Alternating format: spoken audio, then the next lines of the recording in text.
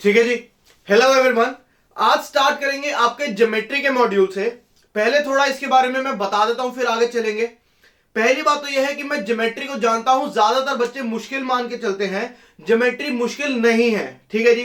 Geometry मुश्किल इसलिए आपको लगती है क्योंकि ये काफी चैप्टर्स के बाद दी हुई होती है, तो आपको लगता है कि भैया पहले सारे चैप्टर पढ़ लो, उसके बाद आप ज्योमेट्री शुरू करोगे। ज्यादातर बच्चे तब तक ज्योमेट्री तक नहीं पहुंच पाते, इसलिए उन्हें लगता है कि मुश्किल है। यदि ज्योमेट्री पहला टॉपिक होता मैथ्स का, तो आज वो आपका सबसे स्ट्रॉन्ग पॉइंट होता, ठीक है जी। दूसरी बात, ज्योमेट्री को पढ़ने का तरीका होगा थोड़ा सा अलग। ज्योमेट्री को पढ़ने का तरीका होता है उसकी प्रॉपर्टीज के थ्रू, ठीक है जी। प्रॉपर्टीज पता होना अपने आप में कोई बड़ी बात नहीं है, वो सिर्फ 20% काम है। सही काम है उन प्रॉपर्टीज को अप्लाई करना एग्जाम में कम से कम टाइम में, वो हमारा टास्क है, ठीक है। ये बात स्टार्ट करेंगे आपके ज्योमेट्री से। ज्योमेट्री की अगर मैं बात करूं तो ज्योमेट्री जो है वो एसएससी में बहुत इंपॉर्टेंट रहेगी।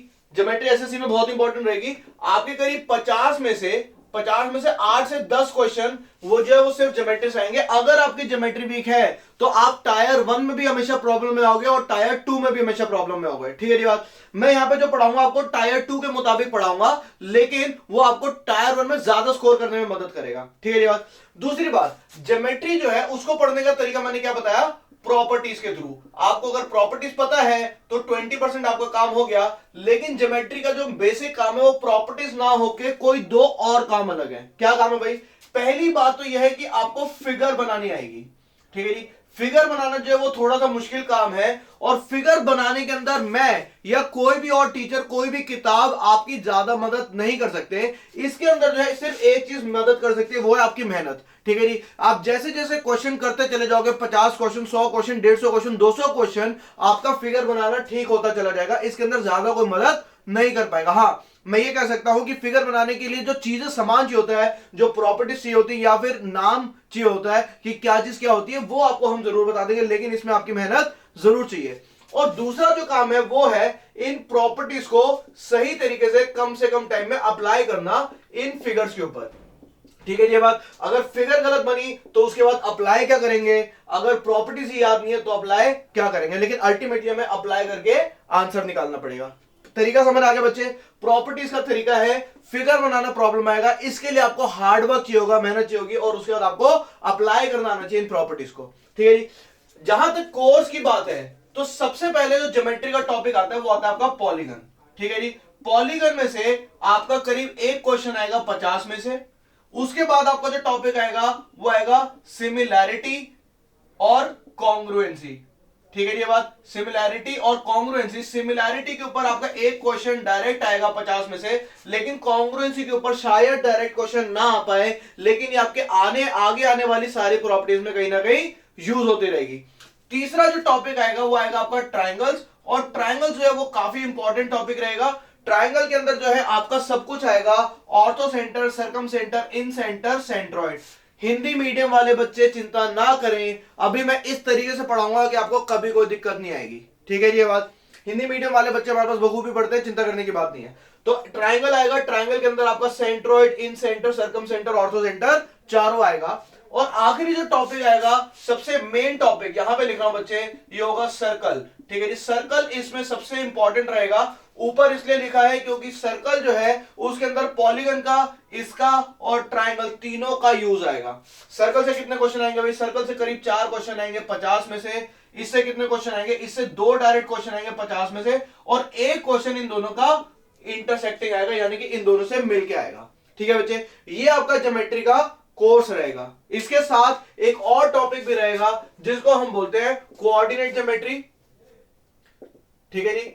कोऑर्डिनेट ज्योमेट्री जो है वो कहने को ज्योमेट्री के नाम से देखी जाती है, लेकिन कोऑर्डिनेट ज्योमेट्री जो है वो बेसिकली आपका एक कंसेप्ट है, जो हो सकता है ट्रिग्नोमेट्री में काम है, हो सकता है ज्योमेट्री में काम है, हो सकता है ग्राफ में काम है। इसको मैं अलग लूंगा, ठीक है जी बात। इसको फटाफट से नोट करेंगे, फिर आगे चलते हैं।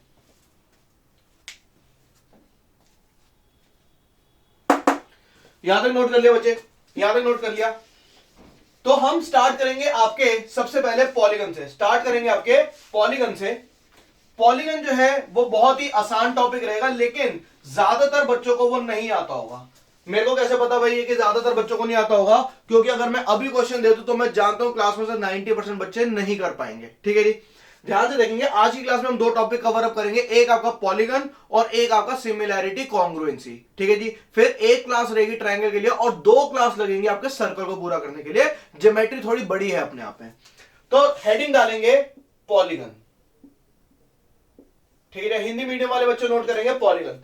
पॉलीगन बच्चे अपने आप में क्या है? पॉलीगन जो है वो कोई भी ऐसी फिगर है जो कि स्ट्रेट लाइनों से बनी है, सीधी लाइनों से बनी है और क्लोज्ड है, बंद है, ठीक है जी। यानी कि अगर मैं कोई भी दो लाइन बना दूं तो क्या ये कभी अंदर कुछ बंद कर पाएंगी? जी नहीं, ये बंद नहीं कर पाएंगी। तो मेरे को कम से कम तीन लाइन चाहिए तो मैं कहूंगा कि भैया इसके अंदर कुछ ना कुछ एरिया अंदर का बंद हो गया। इसको बोला जाता है पॉलीगन, ठीक है जी। स्ट्रेट लाइन से बना हो और बंद हो, स्ट्रेट लाइन से बना हो और बंद हो, ठीक है बच्चे बात। अब पॉलीगन जो है अगर तीन साइड का हुआ तो उसे हम जानते हैं ट्राइंगल के नाम से, ठीक है जी बात। चार साइड वाले को जाना जाता है क्वाड्रिलेटरल के नाम से।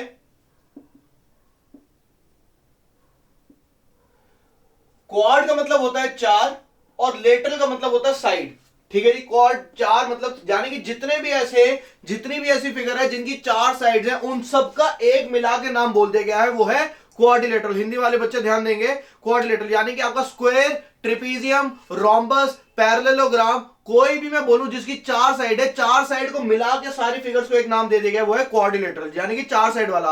अब इसके अंदर अगर अलग अलग आ जाए, जैसे कि मैं कहूं कि चारों साइड बराबर है, चारों एंगल 90 डिग्री है, तो मैं स्क्वायर की बात कर रहा हूं। मैं कहूं कि भैया चारों साइड बराबर है लेकिन सारे के सारे एंगल 90 डिग्री नहीं है, यानी मैं रोम्बस की बात कर रहा हूं। मैं कहूं कि यदि सारे एंगल जो वो 90 डिग्री है लेकिन ऑपोजिट साइड बराबर है, तो मैं रेक्टेंगल की बात कर रहा हूं, वगैरह वगैरह।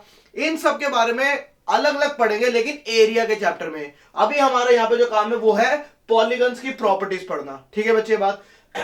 पांच साइड वाले को क्या कहते हैं? पांच साइड वाले को बोला जाता है पेंटागन, ठीक है जी। छह साइड वाले को क्या बोला जाता है? हेक्सागन। सात साइड वाले को बोला जाता है हेप्टागन, सात के साथ नोट करते रहेंगे। आठ साइड वाले को बोला जाता है ऑक्टागन। नौ साइड वाले को बोलेंगे नोनागन और 10 साइड वाले को बोलेंगे डेकागन, ठीक है जी। हिंदी मीडियम वाले बच्चे नोट करेंगे, ऐसा नहीं है कि 10 साइड पे आगे खत्म हो जाता है, 10 के आगे मैं कितनी भी साइड लेते चले जाऊं पॉलीगन मेरे बनते चले जाएंगे, लेकिन 10 तक हमें जो सारे के सारे नाम याद होंगे, क्योंकि यहां पे वो आपको कहेगा कि एक ऑक्टागन है, ऑक्टागन मतलब 8 साइड वाला, एक ऑक्टागन है, उसके अंदर का एंगल कितना है, उसके बाहर का एंगल कितना है। एक डेकागन है, उसके अंदर का एंगल कितना है, उसके बाहर का एंगल कितना है, ठीक है जी बात। घबराने की बात नहीं है, मेरे को पता है कि अभी आपको ये नहीं पता।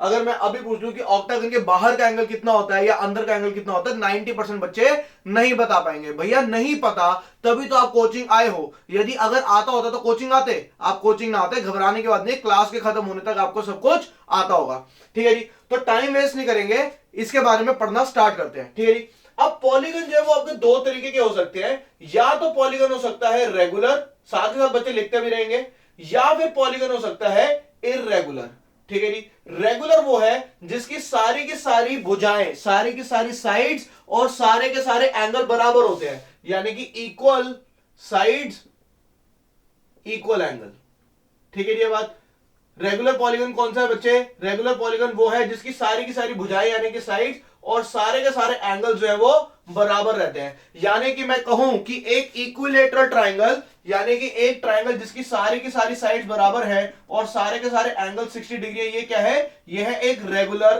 पॉलीगन, ठीक है जी।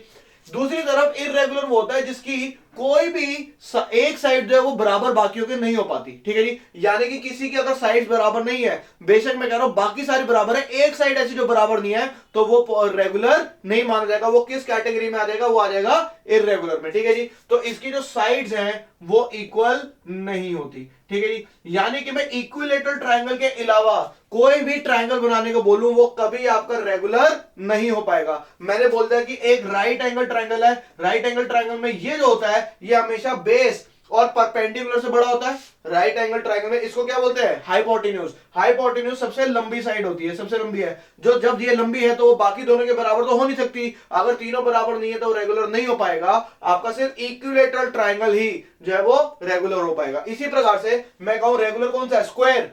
स्क्वायर जो है वो रेगुलर है। अगर मैं रेक्टेंगल की बात करूं, रेक्टेंगल जो है वो रेगुलर नहीं होता, ठीक है जी बात। तो रेगुलर कौन सा है? जिसकी सारी की सारी साइड्स बराबर है, एंगल बराबर है। इररेगुलर कौन सा है? जिसकी सारी साइड्स बराबर नहीं है, एंगल बराबर नहीं है, ठीक है जी बात। एक और बात, ये आपके पॉलीगन के इंटीरियर और एक्सटीरियर एंगल होते हैं, ठीक है जी बात। जैसे कि मैंने यहां पे एक ट्रायंगल बना दिया, ये सारे जो है ये इसके इंटीरियर एंगल है। इंटीरियर मतलब अंदर के, एक्सटीरियर मतलब बाहर के। ये अंदर के जो एंगल होते हैं इन्हें इंग्लिश में बोला जाता है इंटीरियर, और ये जो होते हैं ये होते हैं आपके एक्सटीरियर एंगल, यानी कि बाहर के एंगल, एक्सटीरियर एंगल। समझ रहे बच्चे इस बात को? ये जो पूरा चैप्टर बैठा हुआ है ये इंटीरियर और एक्सटीरियर एंगल के ऊपर बैठा हुआ है। हमें ये बात भी यहां से समझ आ रही है कि इंटीरियर और एक्सटीरियर हमेशा मिलके 180 डिग्री बनाएंगे। इंटीरियर और एक्सटीरियर मिलकर हमेशा 180 डिग्री बनाएंगे। आपने कुछ भी ले लिया, जैसे कि अगर मैंने यहाँ पे स्क्वायर भी उठा लिया, तो स्क्वायर के अंदर ये जो होगा ये होगा अंदर का एंगल और ये होगा सारे बाहर के एंगल, लेकिन अंदर और बाहर का हमेशा सम कितना रहेगा? ये सम रहेगा हमेशा 180 डिग्री। समझ रहे बात को? यानी कि आपको एक्सटीरियर मिल गया, 180 में से एक्सटीरियर माइनस करो तो इंटीरियर मिल जाएगा। अगर इंटीरियर मिल गया तो 180 में से इंटीरियर माइनस करो, आपको एक्सटीरियर मिल जाएगा। ठीक है जी बात, इसको फटाफट से नोट करेंगे फिर आगे चलेंगे।